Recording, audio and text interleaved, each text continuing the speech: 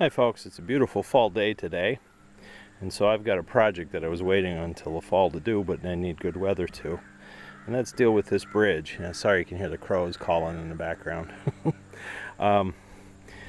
This bridge has become a bit looser and more wobbly than I want it to be, and I think part of my problem is my anchor on this end. The wooden anchor where it's connected to the concrete has suffered some rot. I won't know that until I rip my boards up and try to replace it, repair it. Let me just give you a little bit of background here. This bridge is about 9 years old. There used to be a concrete bridge that went across this creek. You can see what's left of the asphalt sidewalk. And 10 years ago or so, we had a series of floods that first damaged it, and then it just got to the point that it wasn't safe to use. So I had a friend bring his backhoe and rip it out, and of course I didn't have the money or the expertise to replace the concrete bridge with another concrete one. So I thought what I would do is I would build a wooden footbridge. We really don't use much weight on this. It's just people walking across it, or occasionally, of course, in the wintertime I'm pushing wheelbarrows full of firewood across it. So it didn't need to support the weight of thousands. It just needed to be able to get people across this void here. Now I had to build up the creek bank along here.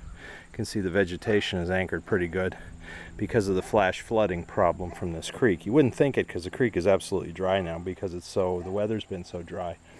But the problem here with this house where it sits next to this creek is dealing with flash floods.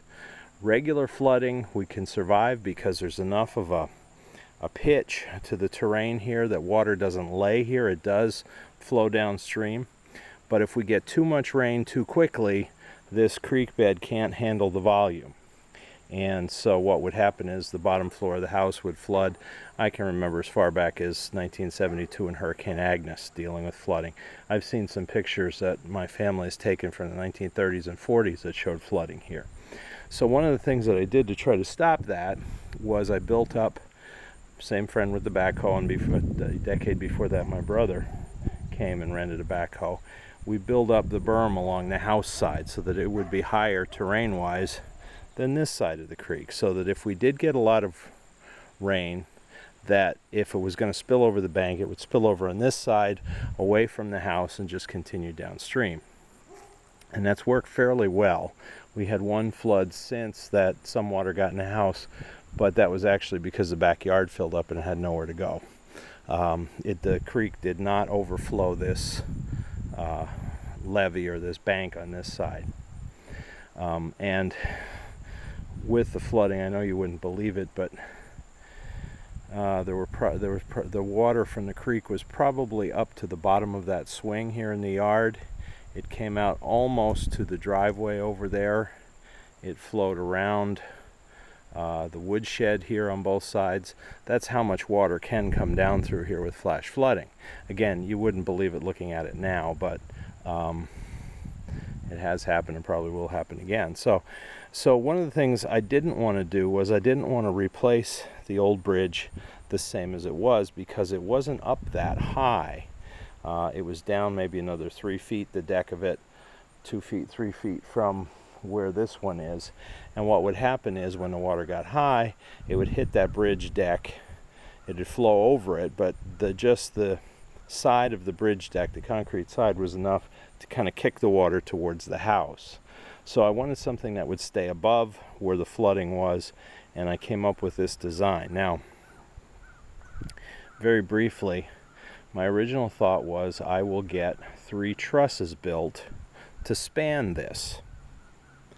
And what I did was I went into my local big box home improvement store and asked them if they could make something for me. I gave them the dimensions, what I wanted. I think it's a 22-foot span or so. I didn't want it to be too much of a humpity bump. I wanted it to be comfortable for people to walk over. So what I got back from the company that builds trusses for them, they gave me a design that potentially would have worked, except that they don't use pressure treated wood for their trusses. So I'd have had raw wood out here in the weather. that I constantly had to paint, like every year probably. And they wanted, I think it was $1,000 for the 3 trusses. Well, I couldn't afford that, because I still would have had to buy the decking, I still would have had to buy the railing, etc. You know, it would have been at least a $2,000 project maybe, or at least a $1,500 project. So I came up with a design of my own. What I did was, on both sides, I dug deep holes down below frost, maybe, I don't know, 3 by 3, something like that. I can't remember anymore. It's been a while since I did it. Poured them with concrete to make abutments. And then I put J-hook bolts, J-bolts, embedded in the concrete, threaded on the end, sticking up. And then I put a big piece of timber anchored to anchor each end of the bridge that way. And then from there I built a little bit of a platform over there, and over here I came right down to ground level, so that again that side would be higher, of course. And then I ran 2x8s. I thought that would be heavy enough if I had 3 of them across, and put them in place as the rafters underneath. And I had to join them together because of the length that I was dealing with. I think I used those 16 footers and these 10 footers, I can't remember anymore. And I bolted them in place with heavy duty bolts, also galvanized so that they wouldn't rust. Then I put spacers underneath them to stiffen it up, just like you would if you were doing floor joists. And then I came along here with 5/4 decking boards, pressure treated decking boards, for the bridge deck, because I figured that was strong enough. And as you can see, yeah, it's wiggling a little bit now, but they've held up well. They've held the weight. And then I just simply used 2x4s for the railing. I didn't get expensive with that. For the first couple of years, I just left everything raw because it was pressure treated. I figured there's no sense trying to paint over freshly pressure treated wood. And then after it dried out a bit more after a couple of years, then I painted both the deck and the railing. And as you might have seen in the previous video, I usually paint the deck every winter, before every winter, so that the wood's protected. But also I put sand in the paint on the deck so that there's a friction element there for easier walking, because I do have a bit of a slope here, and then on the very nose down there, and I have a relatively steep slope here on this end of the bridge. I might have tried to make that a bit longer and less of a slope, but the problem is the house is too close. I need to be able to get through there. I couldn't go any closer to the house. I wouldn't have been able to get wheelbarrows or anything else in and out of there otherwise. So, and I probably could have turned it a little more if I wanted to get fancier in my design, so that it was directly at the door, but I thought this would work a little better. It gives a little more access there around the door. So at any rate, that held up fairly well. I've painted the deck every year just about. I've painted the railing every few years, railing and the posts every few years. Just simple barn and fence paint, nothing expensive. But now we're getting more wiggle. I stabilized it a bit. I drove these metal stakes in a couple places here. Sorry about that. A couple places there to try to anchor it a little bit. The problem is there's so many rocks on that side of the bank, it doesn't go in well, or hold tight. So I think what's happened is the anchor board, which is about right here, underneath here, where I put the ends of the 2x8s, they're in like U-shaped decking brackets. I think that anchor board has rotted, and so it's not holding tight. You can see it will wiggle a bit here. It did not do this until the last year or so. So what I wanted to do now, before it gets too cold, is tear out these boards, see what I'm dealing with. If I have to replace that anchor plank underneath, I will. I've got plenty of older creosote type lumber here that will hold up for a number of years. And we'll see what we can do. So that's the project, and hopefully this bridge will last me another 9 years or another 20 years or whatever. I know a wooden bridge isn't going to last forever, but it's serving the purpose now. It doesn't look bad here either with the creek. When the creek is flowing nicely, it's a nice place to come out and stand on and watch the water flow. In the summertime, when all this vegetation, shall we say, is blooming, it's got all kinds of flowers in there. I haven't cleared off the vegetation from the bank, and I fight with my wife about this all the time, because I have to have good root structure in that berm. When we get the water flows fast enough here that it would just rip that berm right out if there was nothing but rocks and dirt there. The roots hold things together for me so that the water can't take them down. I mean, you can see all these rocks in here, especially that big one right there. All of that was carried down with some of the last flooding. Those rocks weren't there because usually every year I get in the middle of the creek bed, pick them out, and throw them on the bank again. But I needed the vegetation here to anchor it. I've got to figure a better solution, obviously, than just stuff growing wild. We do get a lot of daylilies, we get phlox, we get black-eyed Susans. There's a variety. There's some other shrubbery that's kind of growing wild here that I've got to figure out how to get rid of. But I've got to find something else to cover this bank with so that it will maintain the stability of it so that the water can't tear into the bank, because if it rips that bank out of there, then the whole house is just going to flood. I need the water to get past the house and go all the way down past that bridge. It needs to be replaced, of course, but because once it gets past the buildings, it can go wherever it wants down in the woods. It's just to protect the house. So that's why things look like they do. I'm at the point now where soon we're going to just cut down all these weeds, because with the frost we've had, everything's just about dead. But it does look nice in the summertime. Like I said, when it's covered with flowers, you can see there's still a few left, but almost everything is dead now.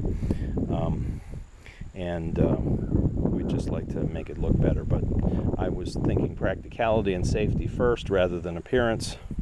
Maybe that's one of my flaws. But I just got to figure out how to get both. You know, a nice looking bank, but also one that's very stable, that that rushing water, great volumes of water, cannot destroy. Just to give you an idea, the most recent worst flooding that we had, the water was maybe within 2 feet of the bottom of this bridge deck here, and it spanned out. I think it started to come out of that bank, but it held up over here. So it seems to be working. The plan is just I have to improve it a bit.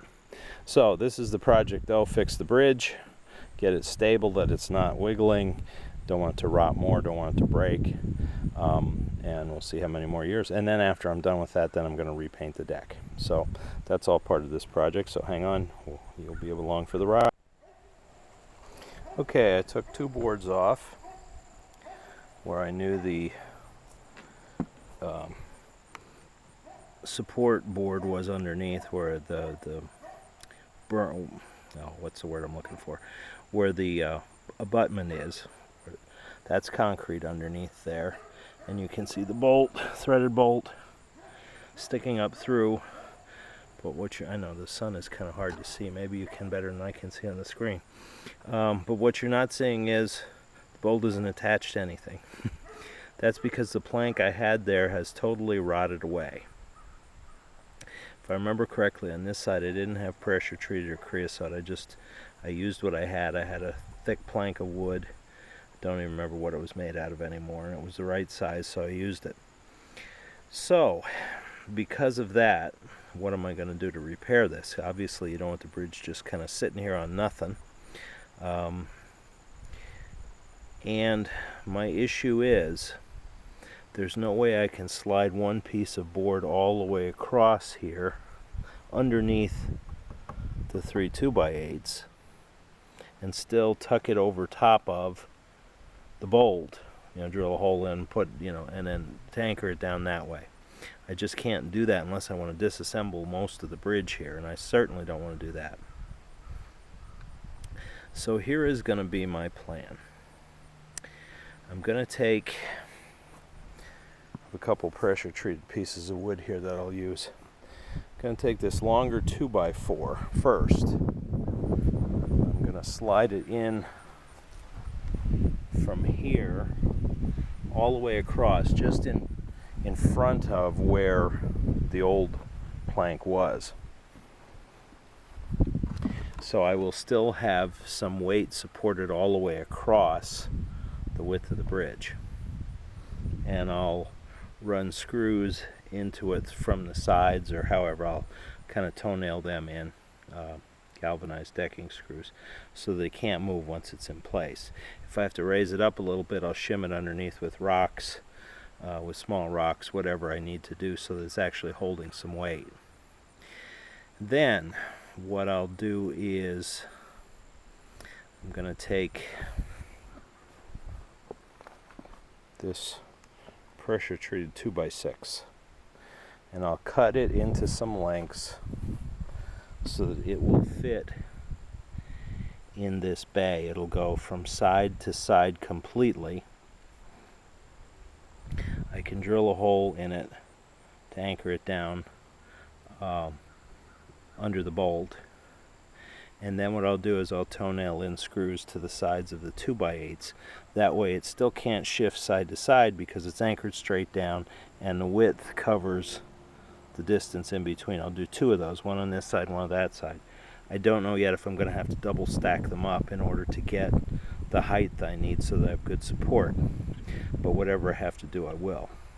So there's a lot of putsy work involved with getting this fixed, but at least I'm not having to worry about these main 2x8 joists or rafters, whatever you want to call them, the superstructure, for lack of a better term, of the bridge. They're still fine. They're up out of the dampness, so there's no rot that I can see. The decking brackets are still in place. They're a bit corroded, but they're still solid, so I'm not going to play with them or try to replace them. All I have to do is make sure the bridge is supported from underneath, and that it can't shift side to side, and that'll get rid of some of the wiggle there. I think that'll do the trick. At least that's the plan at this point. So I'll come back to you when I have some of that done, and we'll see how it turns out. I'm doing this on the fly here. This is, again, something I've never done before, so it's an experiment. Thanks for watching. Okay, we're just about finished with the rebuild underneath. As you can see, let me see if I can do this without the strap swinging in the picture here. Okay. The plank that was underneath here that anchored this side of the bridge was completely rotted. There was nothing really left of it. I mean, there was still some soggy pieces, rotting pieces underneath this member, but it wasn't really doing anything. So I knew I had to replace that because that's the only anchor point. There are actually three. You can see two of the bolts here where it anchors to the concrete pad that's underneath there to keep the bridge in place. Again, that's so if we get heavy-duty water and it spills over the bank, comes up this way, it won't just push the whole bridge deck right downstream. So it'll hopefully hold it in place, and it stabilizes the bridge. The third one is underneath this center joist here. I can't really do much with that. It's underneath the wood, so that's just gonna stick there. I couldn't just take and get another plank and shove it underneath. I couldn't hike this side of the bridge up to do that, and I couldn't just slide it in because I'd never get it over these bolts to anchor it. So what I did was this. I took two pieces of pressure treated 2x6, put them in this way, drilled a hole, anchored them to the concrete. Then I took a piece of 2x4, also pressure treated, the full length, ran it underneath the entire section of the bridge, on top of these 2x6s. Ran several screws in to anchor them to them, and then I also anchored them in at each end. I put some bridging underneath there to make sure that everything was tight on both sides. So it's all one solid piece now as far as with the anchors. I also put an extra reinforcing piece of 2x4 there to keep it from, twisting in any way. And I also have one more piece here that I'm going to put in right here on the upper side. It's not pretty, but it's strong and it's stable, and it solves the problem of what happened with the piece rotting away, at least for a number of years. Since this is all pressure treated, it's not perfect, but if I get another 10 years out of it, hey, great. So I'm going to put that piece in, and then I just have to cut 2 pieces of 5/4 decking. I'm not going to put the old ones back in. I'll put new ones in because I kind of had to rip them out. The screws, the decking screws, were sort of rusted, and the heads just stripped out right away, so I just had to yank the boards off, but that's all right. So I have 2 new pieces to put in, and then tomorrow I will paint the bridge deck. So I'll come back to you when I'm finished with putting the new pieces of decking on the 5/4, and then the construction part of this job will then be done. Okay, thank you for watching. Okay, now the construction phase is done. New decking boards are in place. You can see they're good and solid. No problems there. The bridge doesn't wiggle anywhere near as much as it did. I had to replace one other board here. It was starting to rot a little bit in the middle. So I just figured might as well get it now before I have to do it later. And the rest is acceptable. I mean, it's showing signs of wear. It is 9 years in the weather, but it's acceptable. So plan is tomorrow, another sunny day, we're going to paint. Sand in the paint for the deck, and then that should dry during the day, and we'll be all set for the winter with the bridge. So thank you for watching. Thank you for subscribing to our channel and hitting the notifications bell so we can let you know when new videos are posted. Let me just make one more quick commercial here. I know you've seen this before. This is my quarter cable 20-volt lithium battery powered circular saw. This thing has been absolutely amazing for me. In a job like this, I don't have to run a cord out here. It's definitely sharp enough power to cut through the 2x, 2x6s, the 1xs, and battery pack lasted all day. This is a heavier duty battery pack. I got this a few years ago, but I wouldn't be without it now. I mean, this is all the years of using a corded circular saw, the old-fashioned skill saw. But this thing's work great for smaller jobs like this. The only thing that I don't know, and I probably should do some research, this is my first cordless circular saw. Every other circular saw that I've owned, the blade was on the right-hand side of the saw. And that was so when you were using it, let's see if I can do this without too much trouble. When you were using it, you'd use it right-handed, and then that put the saw blade away from you. Now here it's like right towards the middle of your body. Now I suppose I could learn to do this left-handed. I am left-handed naturally, but my whole life I've been using circular saws and chainsaws right-handed, so it seems more natural to do it this way. So I don't know why, and I've seen other models, other companies' models like this too. I don't know what the purpose behind that was. I could do some research, I guess, but I was just curious because it seems backwards. But it does work well, so there's no issue there. It actually puts the line that you're following when you're cutting, closer to your eye and more directly below you, rather than kind of having to look over on an angle with the saw blade on the other side, and maybe that's why they did it. I don't know, but I was just curious about that, and I just want to mention that to you. But yes, if you get a chance to get a saw like this, the Porter Cable brand is fairly inexpensive as far as their tool line, but if you're a homeowner, they're heavy duty enough for what you would use with the amount of carpentry that you'd probably do, and it's held up well for me. So let me just give you that brief commercial, and thank you again for watching. Okay, the deck is painted, so essentially the bridge project is done. If I do get a nice sunny day or two between now and the winter I might work on painting the railings, but they're not in too bad a shape, so I'm not going to worry so much about that. The important thing to keep painted is that deck, so that people don't slip and so that the deck boards wear out in the weather. So it is drying now, and by tomorrow it'll be able to be walked on. So thank you for watching this project. I hope it was enjoyable for you. Thank you for subscribing to our channel, hitting the notifications bell, and your support. We are growing, and I appreciate that. And it's all because of you.